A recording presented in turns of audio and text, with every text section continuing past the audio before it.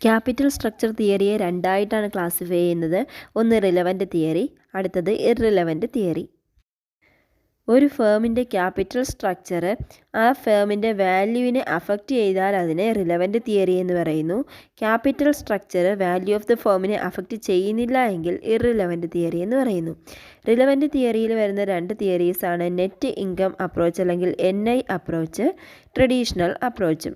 ഇർറിലവൻ്റ് തിയറിയിൽ വരുന്ന രണ്ട് അപ്രോച്ചസാണ് നെറ്റ് ഓപ്പറേറ്റിംഗ് ഇൻകം അപ്രോച്ചസും MM അപ്രോച്ചും.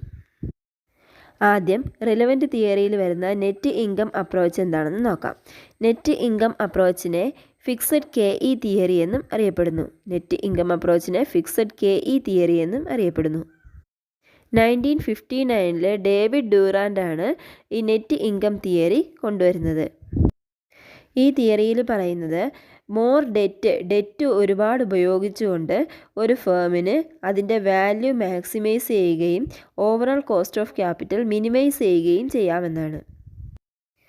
ഒരുപാട് ഡെറ്റ് ഉപയോഗിച്ചാൽ ക്യാപിറ്റൽ സ്ട്രക്ചറിലേക്ക് ഒരുപാട് ഡെറ്റിനെ യൂസ് ചെയ്താൽ ആ ഫേമിന് അതിൻ്റെ വാല്യൂ മാക്സിമൈസ് ചെയ്യുകയും overall cost of capital minimise ചെയ്യുകയും ചെയ്യാം.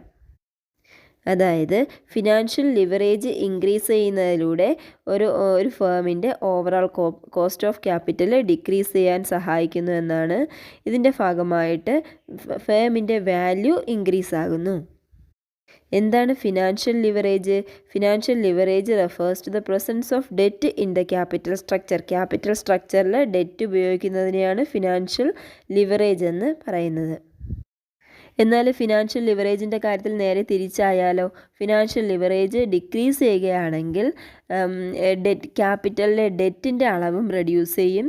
ഇതിൻ്റെ ഫലമായിട്ട് കോസ്റ്റ് ഓഫ് ക്യാപിറ്റൽ ഇൻക്രീസ് ചെയ്യുകയും ഫേമിൻ്റെ മാർക്കറ്റ് വാല്യൂ ഡിക്രീസ് ചെയ്യുകയും ചെയ്യുന്നു. അപ്പോൾ നെറ്റ് ഇൻകം തിയറിയിൽ പറയുന്നത് എന്താണ്? ഒരു ഫേമിൻ്റെ മാർക്കറ്റ് വാല്യൂ ഇൻക്രീസ് ചെയ്യണമെങ്കിൽ അതിനുള്ള ബെസ്റ്റ് മെത്തേഡ് എന്ന് പറയുന്നത് അവിടുത്തെ ഡെറ്റിനെ ഇൻക്രീസ് ചെയ്യിക്കുക എന്നതാണ്. ഒരു ഫേമിൻ്റെ ക്യാപിറ്റൽ സ്ട്രക്ചർ ഒപ്റ്റിമം ആവുന്നത് ഏത് സമയത്താണ്?